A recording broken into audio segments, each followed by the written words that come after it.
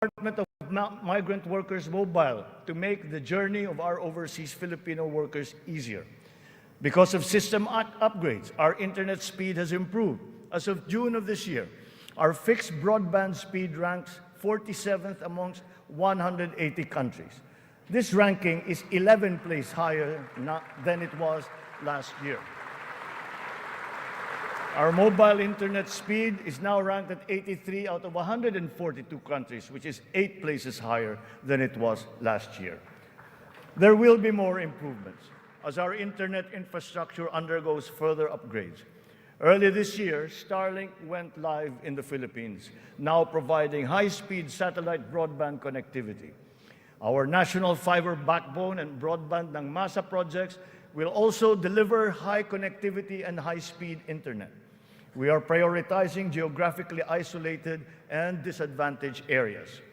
The DICT has been directed to consolidate all these digitalized government services into the eGov.ph app, to establish the National Government Portal and the Philippine Business Data Bank to improve the internet speed in our country. With our e-commerce roadmap firmly in place, we are poised to take this digitalization drive further and beyond, utilizing e-commerce to take full advantage of new technologies. The first bill that I signed into law was the SIM Registration Act, because we are mindful of the risks and vulnerabilities that can lead to negative consequences. Digital users and consumers shall be protected from identity theft, phishing, other online scams through essential systems and safeguards, such as cybersecurity, data privacy, consumer complaint mechanisms, and financial literacy campaigns. The trainings necessary to ease the transition of those whose jobs would be affected by the shift to digitalization are also now being included in the curricula and programs offered by TESDA, DICT, and other agencies of government. It is our wish that one day foreign employment will be driven by choice, not by necessity. It remains a noble calling that our OFWs have answered, requiring great sacrifice from them, their families, and their communities. We are engaging with our partners in the international community to ensure a safe working environment for our countrymen. And as we do so, we are also putting in place responsive mechanisms for the social welfare, repatriation, and reintegration of our returning OFWs into the Philippine economy.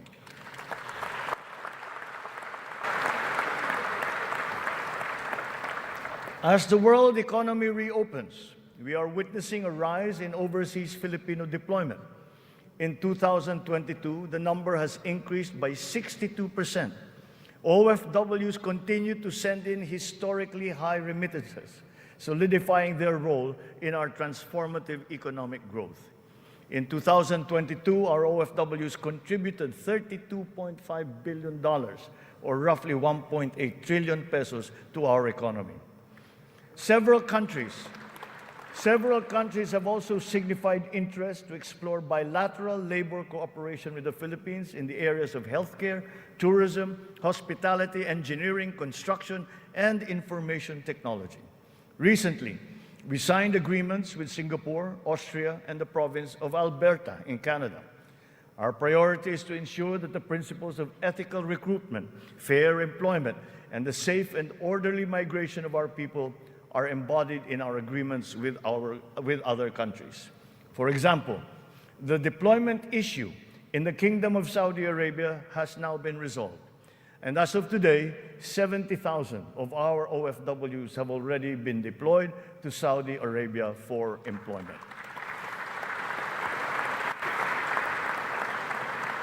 Moreover, the unpaid salaries and other related claims of some 14,000 OFWs who have been put out of work in Saudi Arabia during the pandemic are now being processed.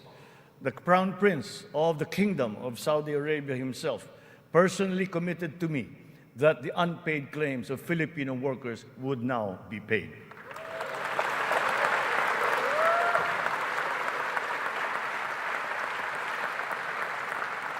The continued employment of some 50,000 workers and the deployment of many more Filipino seafarers aboard EU vessels has also been assured. The lesson for us is that our education and skills training must always be attuned to the high, exacting, and constantly evolving global standards. Sa pagsusumikap ng mga mamamayan, walang hindi kakayanin.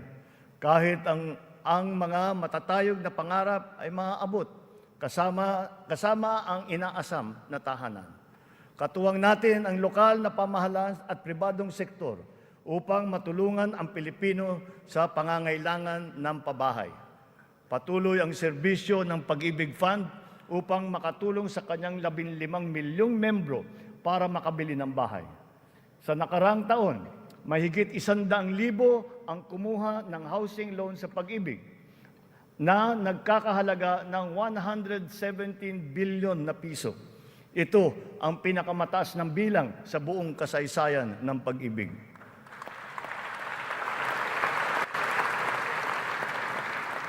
Itong nakalipas na taon, mahigit 148,000 na kabahayan at mahigit 30,000 mga Certificate of Eligibility of Lot Award ang naipamahagi sa Luzon, sa Visayas at sa Mindanao sa ilalim ng sari-saring mga programang pabahay ng pamahalaan. Mahigit 35,000 residential free patent at agricultural patent titles naman ang naibigay sa mga benepisyaryo nito sa buong bansa. Hindi pa dito natatapos. Papalawigin pa natin ang ating programa sa abot-kayang pabahay, lalo na para sa mga mahihirap nating kababayan. Itong nakalipas na taon, inilunsad natin ang Pambansang Pabahay para sa Pilipino Housing Program o 4PH. Nagkaroon na tayo ng groundbreaking sa 25 lugar sa iba't ibang bahagi ng bansa. Nagpirmahan na rin ng kasunduan upang simulan ang mga proyekto sa mahigit 100 lokasyon. Kung susumahin natin ito, mahigit 1 milyong kabahayan ang maialay natin sa ating mga kababayan sa buong bansa.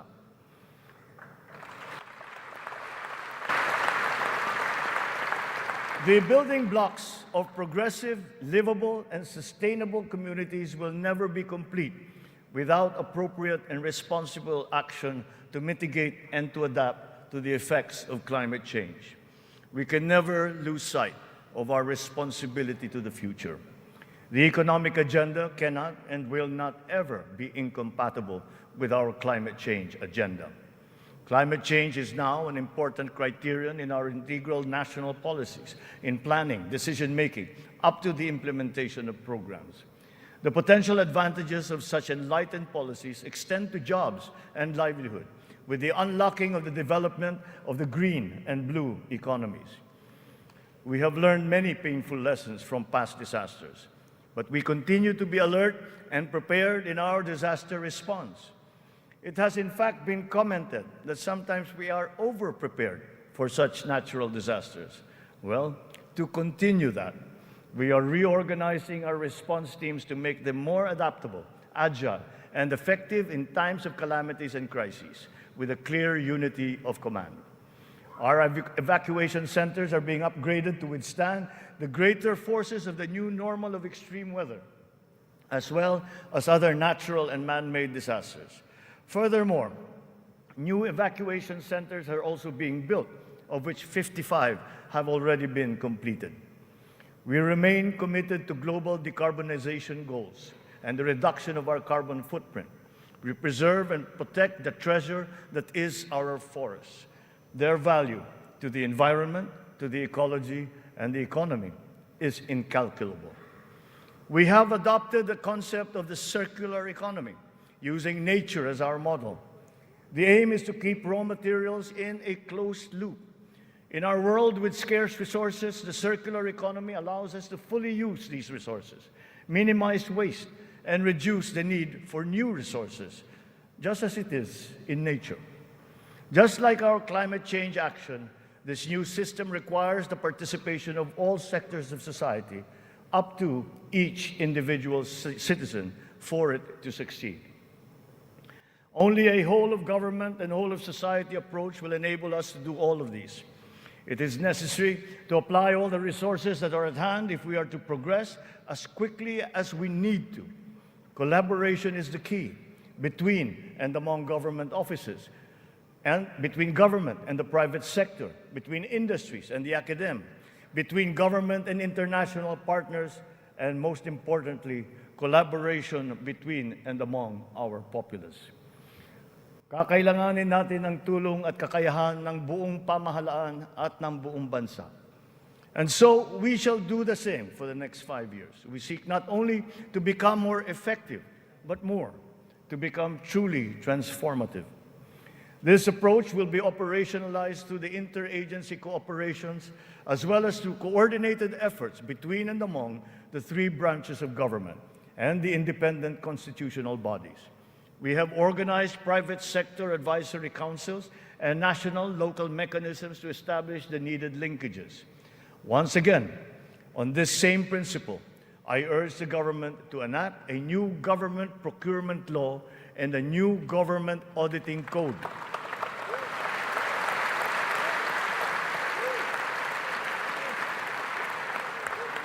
This to make government procurement and auditing more attuned to these changing times.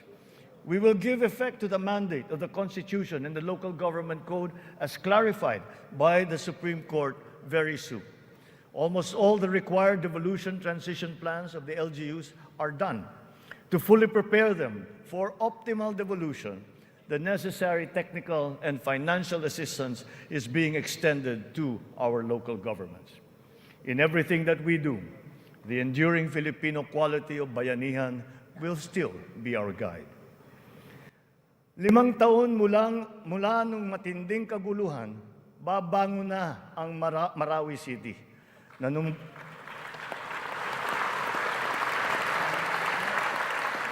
Nanunumbalik na ang sigla sa pamayanan, maraming proyekto ang nakumpleto at mga infrastrukturang naitatayo. Kasalukuyan na tayo nagpoproseso ng tulong pinansyal para sa mga biktima ng Marawi Siege upang sila ay makapagsimula muli. Naway mamayani ang pag-asa. Naway magpatuloy ang pagkakaisa, pagmamatyag at paghahangad ng kapayapaan at kaunlaran.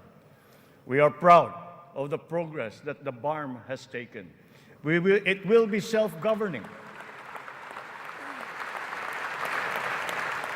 It will be self-governing, it will be progressive, and it will be effective. But this was only made possible because of the cooperation of all key groups. We talked to the local governments, the royal families, the MNLF, the MILF, were all consulted and represented in this transition phase. The international community has also supported us in this smooth transition. Former adversaries are now partners in peace. Its functions have been defined, and its basic laws are now being written. Through the BARM, we have strengthened the nation's prospects for finally achieving sustainable progress anchored on a true and lasting peace in southern Philippines. We will continue to support the progress of the BARM, apace with our singular vision for all Filipinos.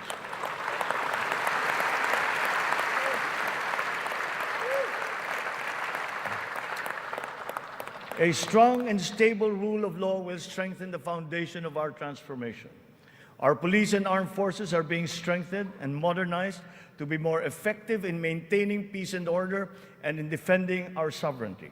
We fully support the judiciary's efforts to improve the justice system and to protect constitutional rights. The campaign against illegal drugs continues, but it has taken on a new face.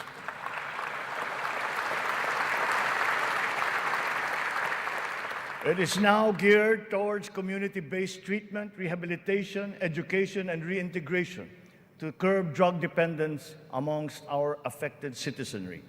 Last year, we launched the Buhay Ingatan, Droga'y Ayawan, or BIDA program, and established an additional 102 Balay Silangan Reformation Centers nationwide.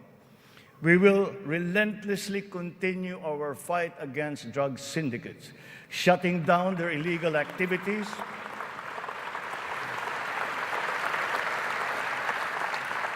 we will shut down their activities and dismantle their network of operations.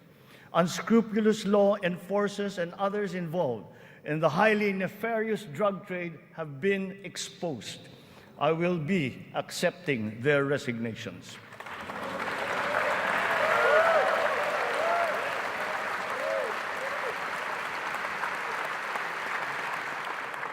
In their stead, we will install individuals with unquestionable integrity who will be effective and trustworthy in handling the task of eliminating this dreaded and corrosive social curse. We cannot tolerate corruption or incompetence in government.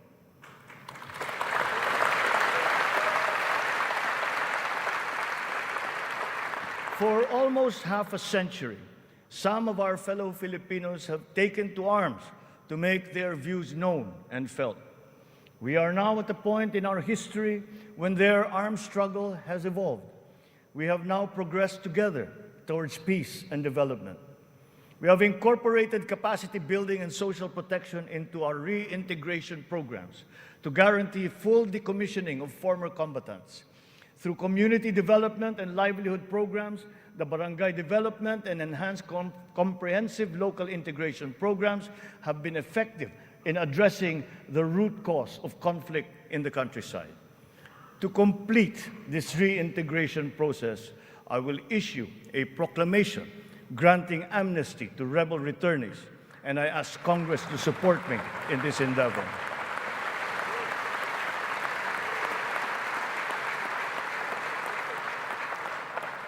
Our journey to progress requires not only unity and social cohesion amongst our people. It is also imperative that our nation remains intact and inviolable, our sovereignty preserved. We will protect our sovereign rights and preserve our territorial integrity in defense of a rules-based international order.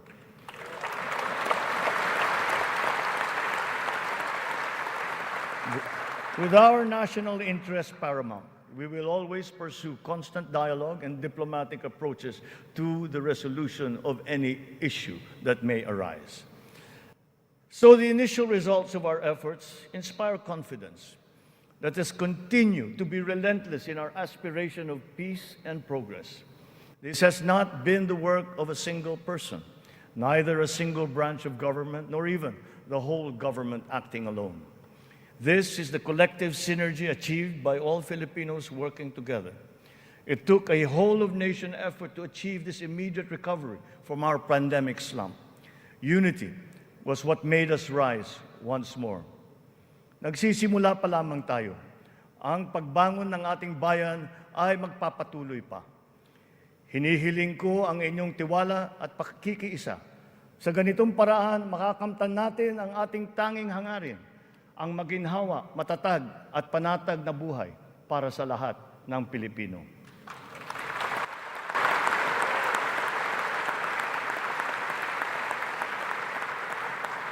Makikipagtulungan tayo ng mabuti sa Kongreso para sa mga mahahalagang batas na kinakailangan para sa ating tuloy-tuloy na pag-ahon.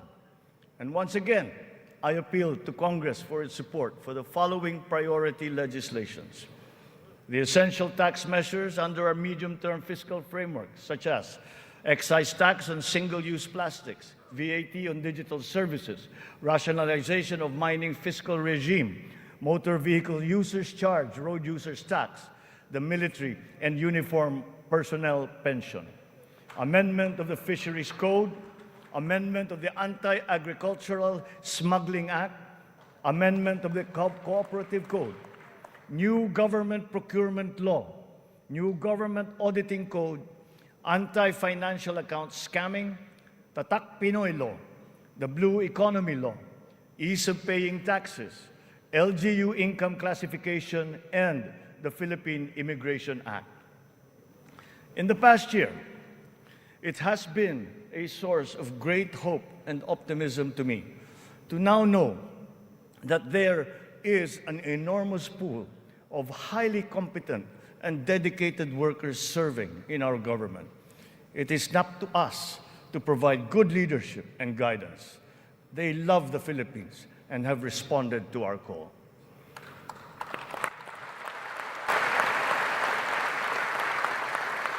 I have stated before that my confidence in our future was grounded in our world-class quality workforce. Be they the farmers in the field, corporate giants, government officials, school teachers, health workers, or employees. That confidence has been further buoyed by the demonstration of love for the Philippines Every Filipino has unanimously risen to the challenge that we have made to them to be part of our nation's future. Handa silang maghandog ng tulong dahil mahal nila ang kanilang kapwa Pilipino at mahal na mahal nila ang Pilipinas. And thus, with this in my heart, I know that the state of the nation is sound and is improving. Dumating na po ang bagong Pilipinas. Maraming salamat po sa inyo.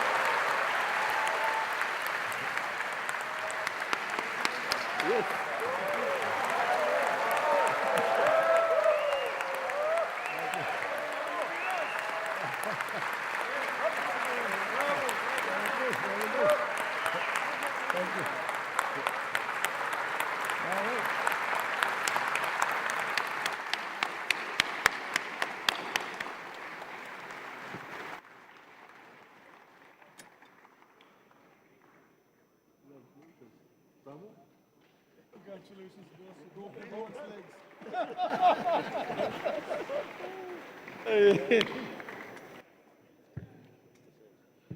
On the part of the Senate, the joint session is adjourned. On the part of the House of Representatives, the joint session is adjourned.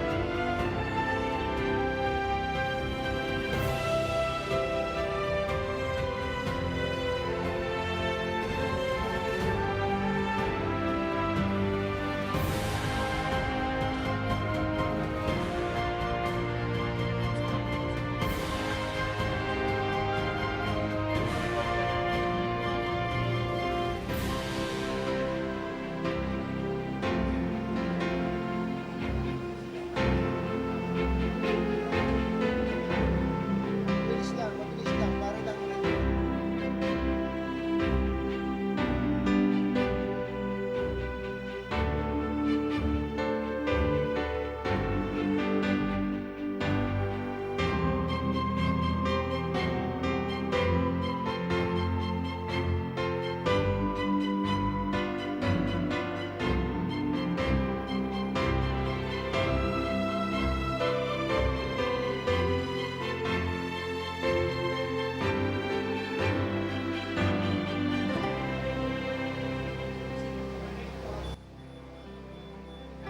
Okay, so tumagal po ng halos ang oras at 20 minuto ang ikalawang State of the Nation address ng Pangulong Bongbong Marcos na magkahalong Ingles at Pilipino. Actually, parang 50-50 ngayon to eh.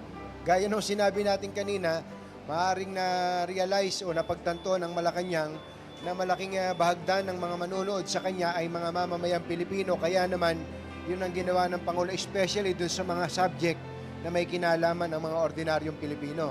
Tama, pati kapareho dun sa tukol dun sa healthcare workers na dapat yung suklian yung kanilang naging sakripisyo noong panahon ng COVID-19. Ang Pangulong Bongbong Marcos po ay bumaba na mula po dun sa podium at siya po ay binabati ng mga mambabatas at iba pang mga bisita na dumalo dito sa Second State of the Nation address ng Pangulong Bongbong Marcos. Mamaya po ay aming babalikan ni Sandro ang mga pangunahin na kumbaga yung mga salient points ng SONA ng Pangulo at doon ay practically na kung ating pong susuriing mabuti ay na-touch ika nga ang lahat ng mga subject matter mula sa mga basic services, agriculture at ultimo yung foreign relations natin at ang territorial integrity ay natalakay ng Pangulo. So mula po kami, nananatili pa rin po kami ni Ginoong Sandro Ochona dito po sa House of Representatives at pag may pagkakataon mamaya, hihila tayo ng sinuman na pwede po nating makausap para magbigay ng reaksyon sa halos ay 80 minuto na SONA ng Pangulong Bongbong Marcos. Babalik po kami pagkalipas ng ilang patalastas.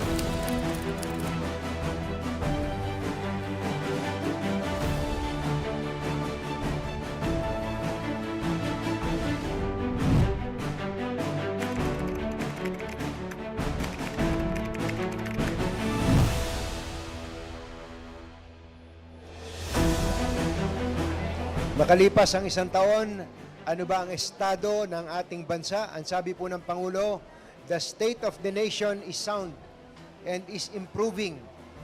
At ang sabi po niya, dumating na po ang bagong Pilipinas. Narinig mo ba? Doon niya tinapos yung kanyang almost 80 minutes na talumpati, Sandro. At nabanggit nga niya yan nung kampanya, Tunying, yung bagong Pilipinas. Actually, nung nakaraang linggo lang ay nag-launch sila ng bagong advokasya ng pamahalaan. May bago, nauso yung mga logo. No? But anyway, ang talumpati po ng Pangulo ay sumentro sa halos lahat ng aspeto ng pamamahala niya sa bansa. Binanggit po ng Pangulo ang tungkol sa mga suliranin na nagawa ng solusyon at siyempre ay nabanggit din Don Sandro ang tungkol sa mga problema na beyond our control. For example, yung nangyayari po ngayon sa Ukraine, yun ay hindi natin kayang gawa ng paraan, ang sabi ng Pangulo, pero may mga bagay na ginawa ng paraan, halimbawa ay sa sektor ng agrikultura. Pinagmalaki po ng Pangulo ang mga na nagawang tagumpay, lalo na po sa pagpapaunlad ng sektor ng agrikultura, pagpapaunlad sa pagtaas ng bilang ng mga may trabaho, sa pagganda ng takbo ng ekonomiya, sa mga numero, binanggit po niya. At gaya ng naipagpauna namin sa inyo kanina, ang mga pagbiyahe ng Pangulong Bongbong Marcos ay naging laman nga ng kanyang talumpati at doon ay sinabi niya kung gaano kalaki ang economic gains na nakuha ng pamahalaan mula sa naturang mga paglalakbay. Meron din pong babala ang Pangulong Bongbong Marcos sa lahat ng mga korap na pulis official. Iniintay daw po niya ang resignation ng mga ito, lalo na po yung may kinalaman sa illegal drugs. Ang kampanya daw po ng administrasyon laban sa illegal na droga ay hindi katulad nung dati. May mga pamamaraan siyang binanggit doon na Sandro. At siyempre, pinagmalaki ng Pangulo na sa kabuuan daw po, pag kinuwenta yung bilang ng mga bahay na parte ng mga groundbreaking na nitong nakalipas na isang taon, ay mahigit 1 milyong bahay daw po ang ginagawa at gagawin ng pamahalaan sa susunod na taon na to. Oo, at para nga i-address yung problema sa pagbabakuna, meron siyang mensahe para doon sa mga magulang na sila nga ay nananawagan doon sa mga magulang na kumpletuhin yung bakuna ng kanilang mga anak at magtungo sa health centers para sa libreng bakuna. Sinabi rin niya na mag-undergo ng structural changes ang healthcare system ng bansa at lalong-lalo na yan sa pagbangon nga natin pagkatapos ng COVID-19 pandemic.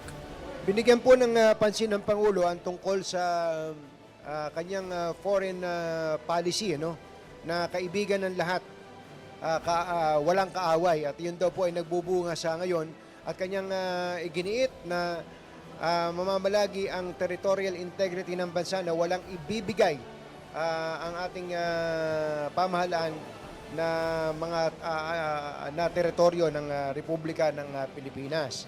At kasama rin po sa binanggit ng Pangulo ang tungkol sa digitalization. Nabanggit po niya ang infrastructure at nabanggit din po niya ang tungkol po sa mga nabanggit po niya ang tungkol sa napakagandang koleksyon ngayon ng buwis ng BIR at ng Bureau of Customs. Kasabay po nito ay nanawagan ang Pangulong Bongbong Marcos sa Kongreso na ipasa ang kanyang mga pangunahing panukalang batas na nabanggit na niya at kabilang po dito ang tungkol po sa pag-amyenda sa Anti-Agricultural Smuggling Act. Nabanggit po kanina yan ni Senator Cynthia Villar. Meron po tayong Anti-Agricultural Smuggling Act pero dapat po itong palakasin. Hiniling din po ng Pangulo sa Kongreso na magpasa ng mga panukalang batas na may kinalaman sa pagbubuwis. Halimbawa, ang excise tax sa single-use plastic, ang VAT sa digital services, ang rationalization ng mining fiscal regime, ang motor vehicle users charge o road users tax, at ang military and uniformed personnel. Meron siyang anti-financing account scamming, hinihingi niya sa Kongreso na gumawa ng batas tungkol dito. Tatak Pinoy o Proudly Filipino Law, ang Blue Economy Law, ease of paying taxes, LGU income classifications at ang Philippine Immigration Act. So inaasahan natin na yung susunod na budget ng pamahalaan ay isasubmit na rin officially ng Pangulo sa House of Representatives in a few days from now. At yun nga, isa yan sa mga isa yan sa mga tungkulin ng Kongreso na nagsisimula nga dito sa House of Representatives, Anthony. Yes, sir. Ang talumpati po ng Pangulo, kung yung mapapansin, ay naputol ng ilang beses, na-interrupt ng mga palakpakan dahil po sa... Well, ang napansin ko doon, Sandro, parang mas malakas ang palakpakan kapag sa Tagalog niya binibitawan yung mensahe. Ano? But of course, ang kabuuan po nito, uulitin ko lang, ay medyo na-touch naman yung mga pangunahing issue.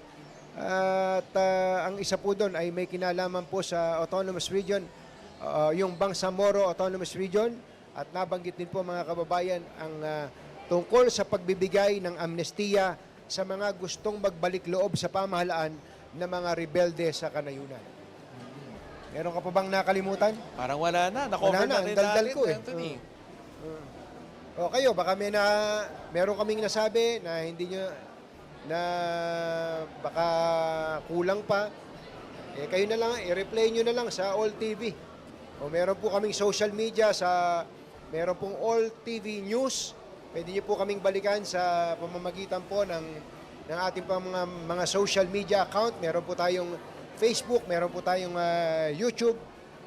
Pwede nyo pong balikan ang talumpating ito ng Pangulong Bongbong Marcos.